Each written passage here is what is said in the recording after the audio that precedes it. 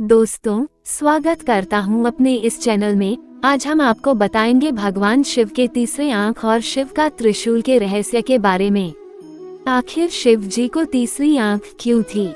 तीसरी आंख का मतलब है कि आपका बोध जीवन के द्वैत से परे चला गया है। तब आप जीवन को सिर्फ उस रूप में नहीं देखते जो आपके जीवित रहने के लिए जरूरी है, बल्कि आप जीवन को उस तरह देख पाते हैं जैसा वह वाकई है। शिव को हमेशा त्रयंबक कहा गया है क्योंकि उनकी एक तीसरी आंख है।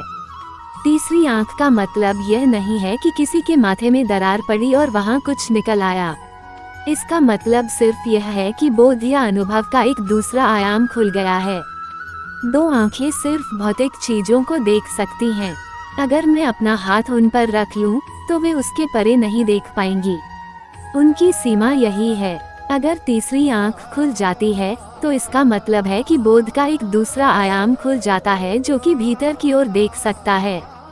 इस बोध से आप जीवन को बिल्कुल अलग ढंग से देख सकते हैं।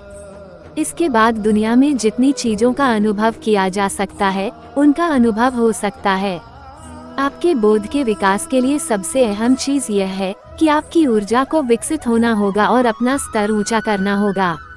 योग की सारी प्रक्रिया यही है कि आपकी ऊर्जा को इस तरीके से विकसित किया जाए और सुधारा जाए कि आपका बोध बढ़े और तीसरी आंख खुल जाए। तीसरी आंख दृष्टि की आंख है। दोनों भौतिक आंखें सिर्फ आपकी इंद्रियां हैं। वे मन में तरह तरह की फालतू बातें भरती हैं क्योंकि आप जो देखते हैं वो सच नहीं है। आप इस या उस व्यक्ति को देखकर उसके बारे में कुछ अंदाजा लगाते हैं, मगर आप उसके अंदर शिव को नहीं देख पाते। आप चीजों को इस तरह देखते हैं जो आपके जीवित रहने के लिए जरूरी हैं। कोई दूसरा प्राणी उसे दूसरे तरीके से देखता है जो उसके जीवित रहने के लिए जरूरी है। इसलिए हम इस दुनिया को माया कहते हैं। माया का मतलब है कि यह एक तरह का धोखा है।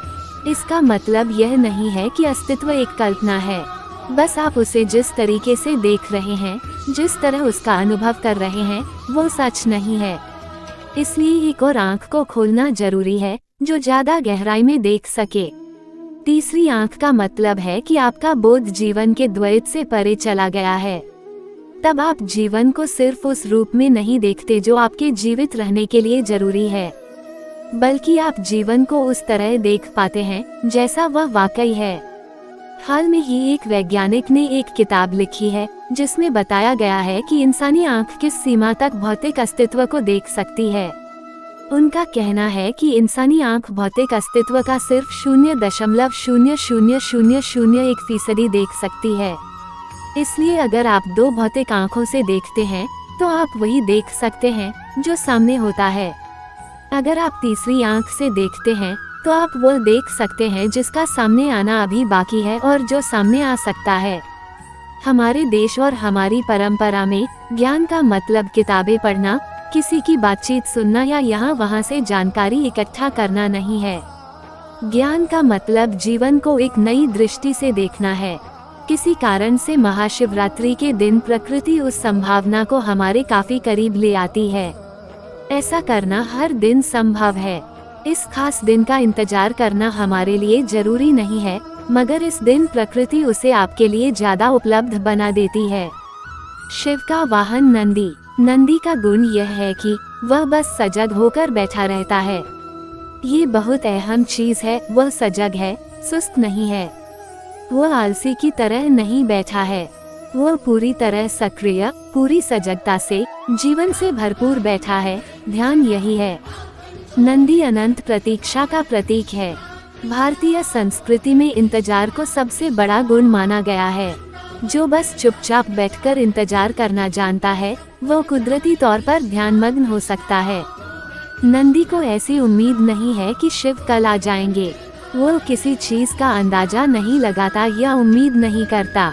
वो बस इंतजार करता है। वो हमेशा इंतजार करेगा। ये गुण ग्रहणशीलता का मूल तत्व है। नंदी शिव का सबसे करीबी साथी है क्योंकि उसमें ग्रहणशीलता का गुण है।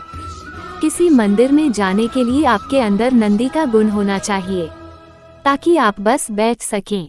इस गुण के होने का मतलब है आप स्वर्ग जाने की कोशिश नहीं करेंगे, आप ये या वो पाने की कोशिश नहीं करेंगे, आप बस वहाँ बैठेंगे। लोगों को हमेशा से यह गलतफहमी रही है कि ध्यान किसी तरह की क्रिया है। नहीं, यह एक गुण है। यही बुनियादी अंतर है। प्रार्थना का मतलब है कि आप भगवान से बात करने की कोशिश कर रहे हैं। ध्यान का मतलब है कि आप भगवान की बात सुनना चाहते हैं। आप बस अस्तित्व को, सृष्टि की परम प्रकृति को सुनना चाहते हैं। आपके पास कहने के लिए कुछ नहीं है, आप बस सुनते हैं। नंदी का गुण यही है, वह बस सजग होकर बैठा रहता है। ये बहुत अहम चीज है, वह सजग है, सुस्त नहीं है। वह आलसी की तरह नहीं बैठा है, वह पूरी तरह सक्रिय, पूरी सजगता से, जीवन से भरपूर बैठा है। ध्यान यही है। ध्यान का मतलब मुख्य रूप से यही है कि वो इंसान अपना कोई काम नहीं कर रहा है, वह बस वहाँ मौजूद है। जब आप बस मौजूद होते हैं तो आप अस्तित्व के विशाल आयाम के प्रति जागरूक हो जाते हैं जो हमेशा सक्रिय होता है। आप जागरूक हो जाते हैं कि आप उसका एक हिस्सा हैं। आप अब भी उसका एक हिस्सा हैं, मगर यह जागरूकता कि मैं उसका एक हिस्सा हूँ, ध्यान में मग्न होना है। नंदी उसी का प्रतीक है। वो बस बैठा रहकर हर किसी को याद दिलाता है, तुम्हें मेरी तरह बैठना चाहिए। ध्यानलिंग मंदिर के बाहर भी हमने एक बड़ा बैल स्थापित किया है। उसका संदेश बहुत साफ है, आपको अपनी सभी फालतू बातों को बाहर छोड़कर ध्यानलिंग में जाना चाहिए। गुरु शिव का त्रिशूल। शिव का त्रिशूल जीवन के 3 मूल पहलुओं को दर्शाता है। योग परंपरा में उसे रुद्र, हर और सदाशिव कहा जाता है। ये जीवन के 3 मूल आयाम हैं, जिन्हें कई रूपों में दर्शाया गया है।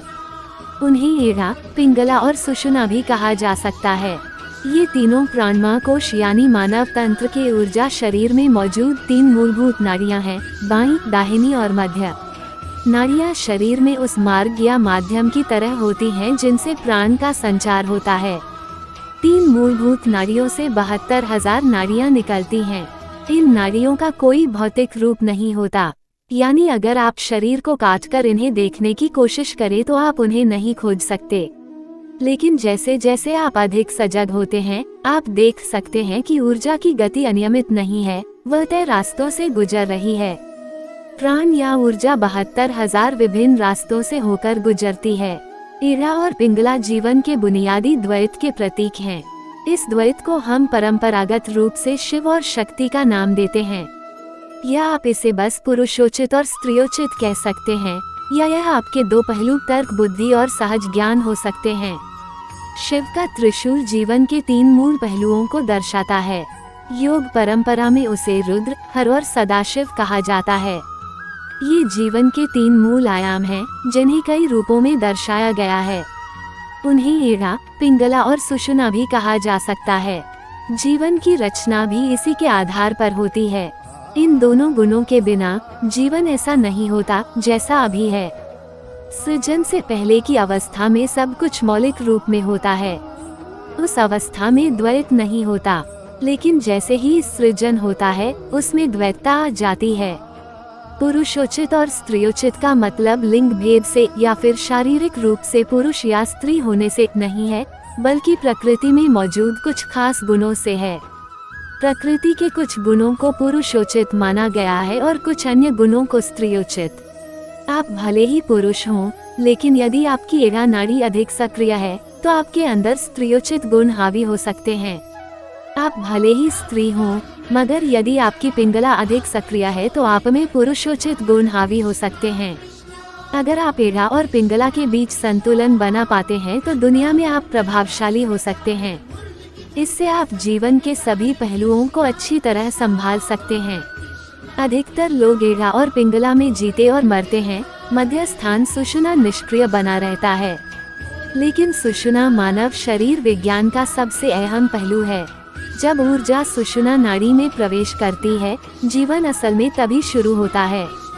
आप एक नई किस्म का संतुलन पा लेते हैं, एक अंदरूनी संतुलन जिसमें बाहर चाहे जो भी हो, आपके भीतर एक खास जगह बन जाती है जो किसी भी तरह की हलचल में कभी अशांत नहीं होती, जिस पर बाहरी हालात का असर नहीं पड़ता।